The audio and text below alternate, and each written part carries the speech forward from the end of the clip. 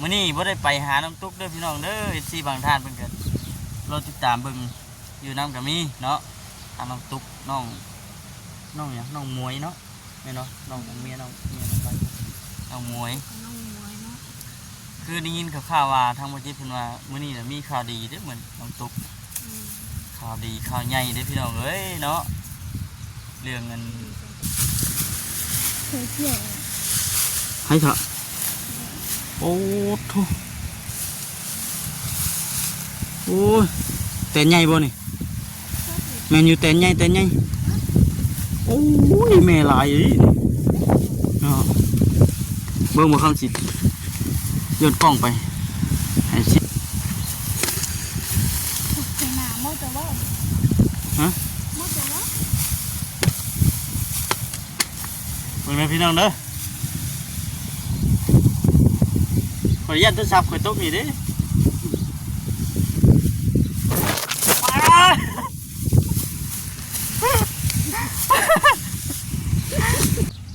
มือเจ้าสิลายแต่โตพี่น้องเนาะบางยกหน่อยเราอย่างคืออึ่งไข่คืออึ่งเวลาเขาพูดแล้วเขาอันนั้นมันอะไรมันเจ้ากันเนาะหิวข้าวแล้วจักตาลายเลยสิกินต้มอึ่งบ่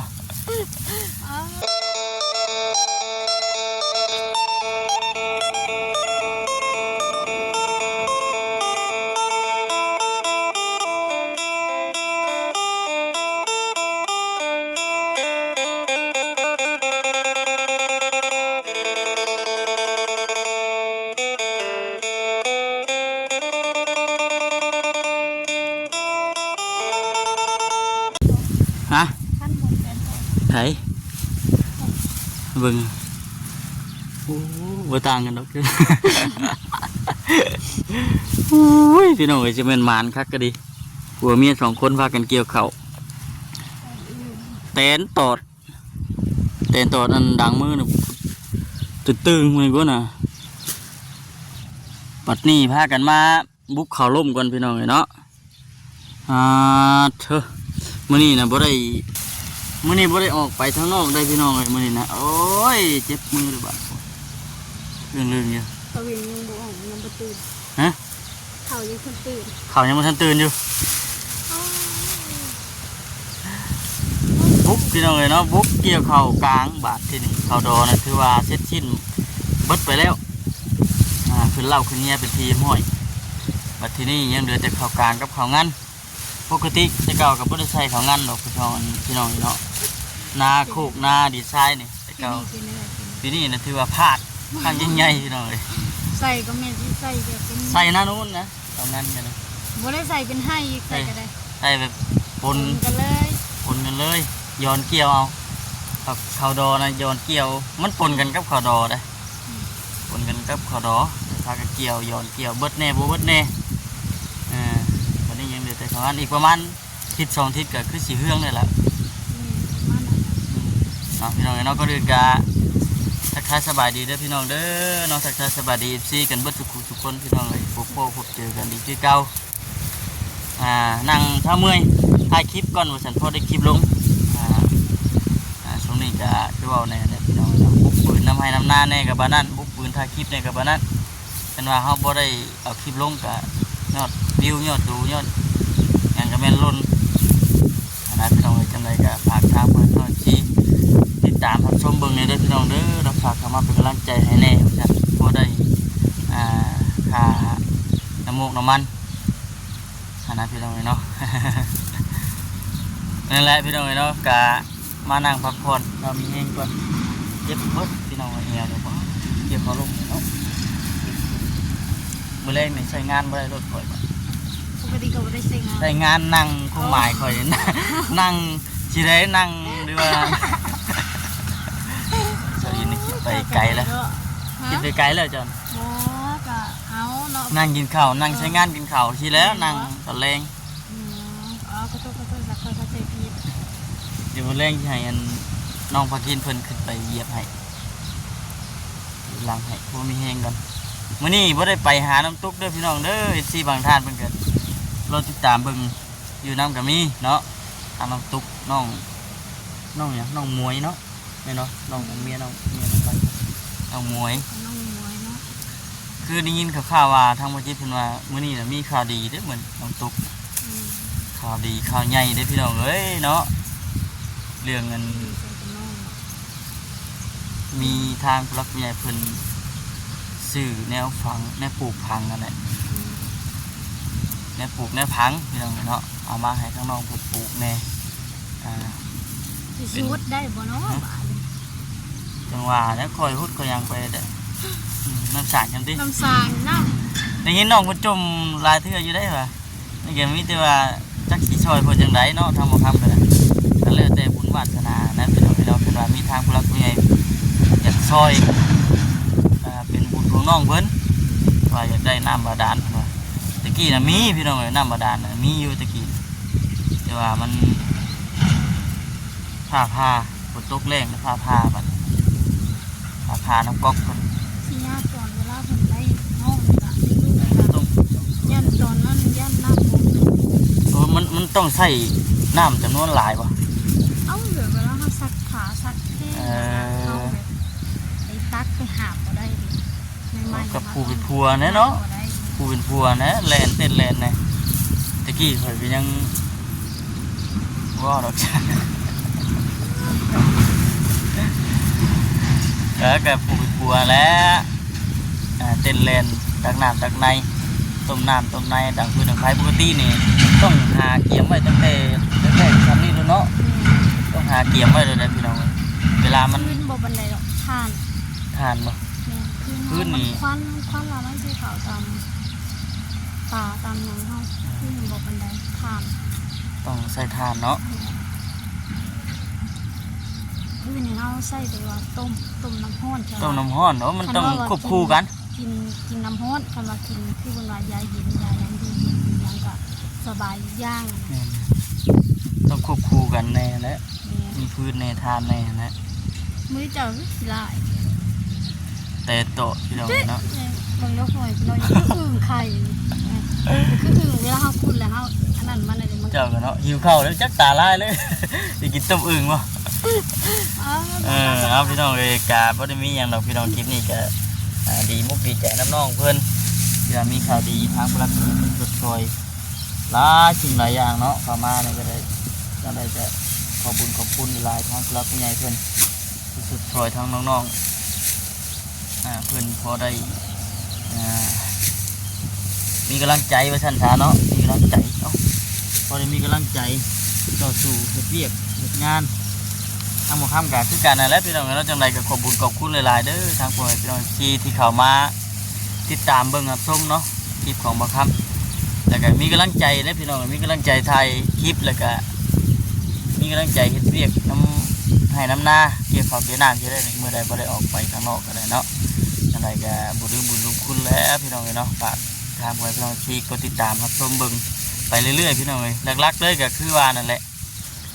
เข้ามาเบิ่งมาชมแล้วก็คอมเมนต์กันเข้ามาแล้วก็เข้ามาเบิ่งมาชมแล้วก็อย่าพากดข่าวโฆษณาเด้อพี่น้องเด้อเนาะฝากเข้ามา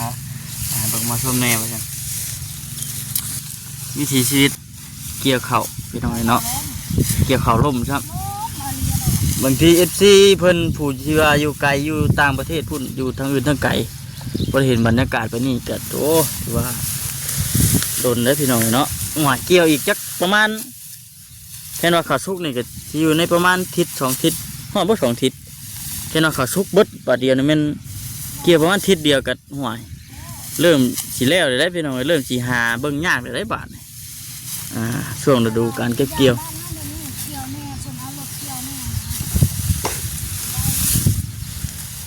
แม่น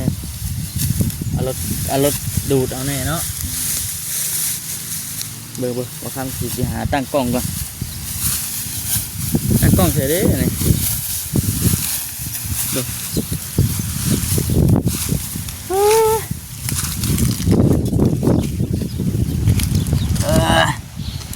อันนี้เขียวอยู่เลยเดี๋ยวจะตั้งกล้องไว้ก่อนเนาะลมจังโอ้ยแต่มันพัดขากล้องบังคับเลยเด้อพี่น้องตึ๊บจะได้ยินเสียงอยู่บ่เลยพี่น้องเนาะ เ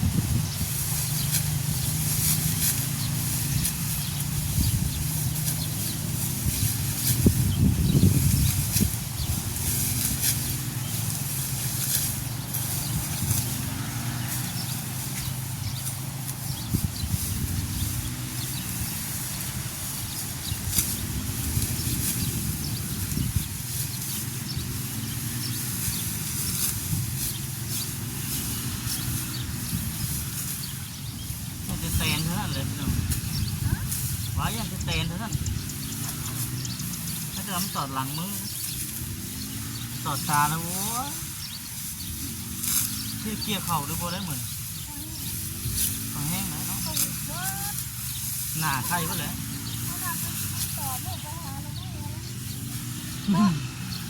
ตอนยืนเอาหาที่ตาหรือไข่ดิฮะเริ่มเลยจะรักไข่ไว้เนาะ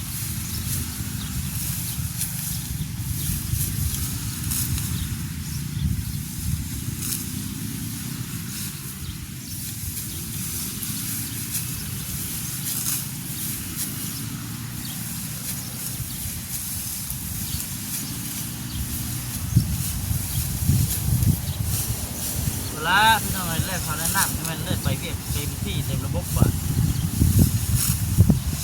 นี่ยากแน่ช่วงเล่นที่เล่นใส่ทันเขาทำหน้าแน่เล่นไปทายชิดแน่ช่วงใดเขาชุบมันโบราณกันงานล่ำกระป๋องนี่นะใส่เร็วจกพุกเซน่าทางไงบ่เนี่ยพี่น้องลึกมันจะจุได้อยู่ป่ะเป็ดนุ่มใหม่เข่าป่ะเคยเกี่ยวให้เถอะโอ้โถโอ้ยเต้นใหญ่ป่ะนี่แมนอยู่เต้นใหญ่โอ้ยแม่ลายอีเนาะเบิ่งบ่คำสิยนกล้องไปให้สิพุกเซน่าโมจะว่าฮะโมจะว่าเบิ่งเลยพี่น้องเด้อขออนุญาตโทรศัพท์ข่อยตกนี่เด้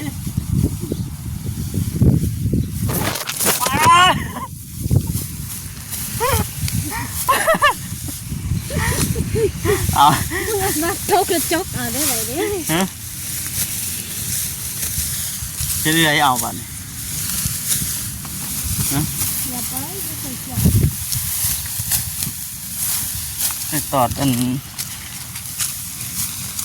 ตาแล้วโว้ยเนาะพอเจ็บมีเวียกนะพอดีเลยนำดูผมเลยมันว่าดีมุ้งตูบบ่เอาน้ำผมเลยเลยเกี่ยวขาต่อ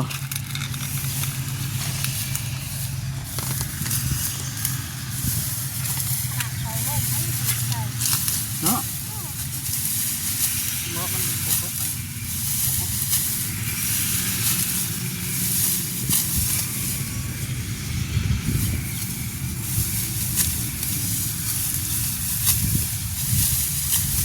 ระวังอย่างเดียวนี่แหละมันเตะจอดมาถึงกันทุกอย่างเตะเจ็บป่วยอย่างเราพี่น้องเจ็บไปดิเจ็บแต่บวมขึ้นแล้วแบบ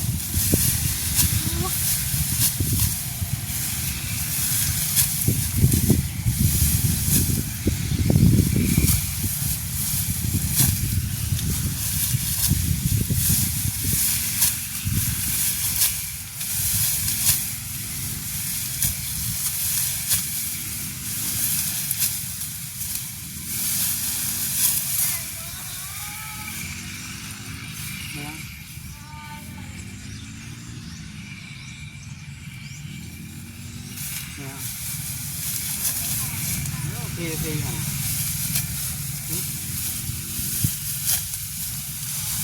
ย่างข่อยก็ได้เอาเงินเจ้าดีแล้ว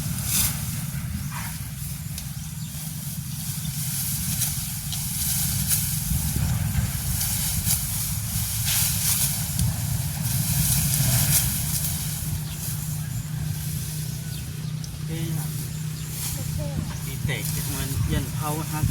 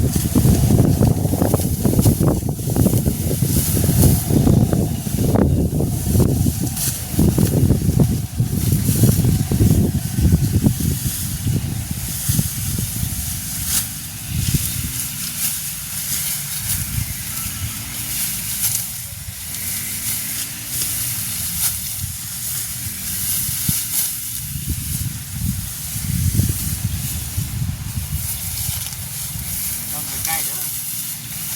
เดี๋ยวที่เราจะไปตั้งกระถุงมาเด้อ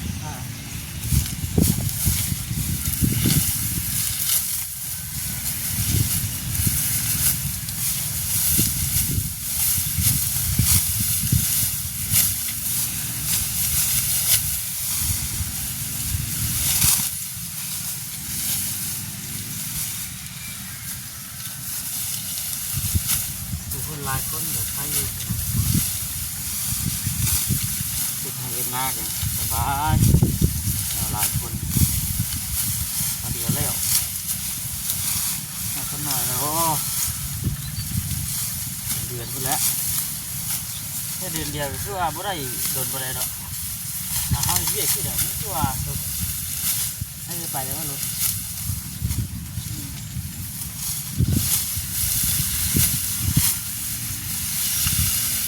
พอนั่นแหละจะต่างกันได้ก็เขาเกี่ยวเขาเกี่ยงดำนา ทำหน้าอย่างเงี้ย ดำนาเนี่ยยากท่าแห้งละแล้วก็เมื่อยสุดยอดพี่น้องแต่เช้านี่โว้ยถึงเมื่อใดฝนตกดินเนี่ยซอดจ้ะแห้งเป็นคัก นี่นะที่เรา นั่นนะโอ้น่าดีกว่าไรพี่น้องเนาะมันดีกว่าไรที่เก่า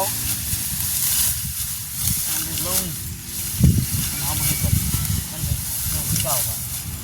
บ่ได้ออกป่ะ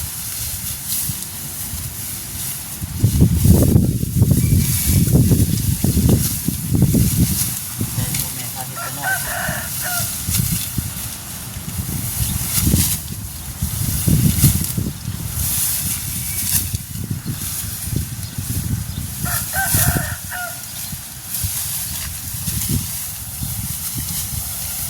จบบริบูรณ์พี่น้องข้างตัวนี้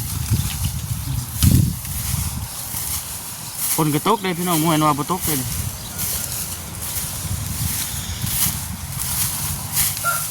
คนกระตกลงมาเลยเนาะอ๋อนี่พี่น้องไอ้ปัดที่นี่เกี่ยวไปนี่ก่อนไอ้สิบุกก่อนพี่น้องบุกเข่าลมตัวนี้ให้มันเบิดก่อนพากันขึ้นไปหากินข้าวกินน้ำแล้วลงมาบุกต่ออีกนี่จะฝากทางพี่น้องซีก็ติดตามครับชมเบิ่งนี่นะพี่น้องเด้อเนาะมาเบิ่งมาชมแล้วก็คอมเมนต์กันเข้ามาผมขอบคุณหลายๆซีเนาะที่เข้ามากดติดตามครับชมให้กำลังใจตลอดมาพี่น้องเนาะโอเคสบายดีพี่น้องสบายดี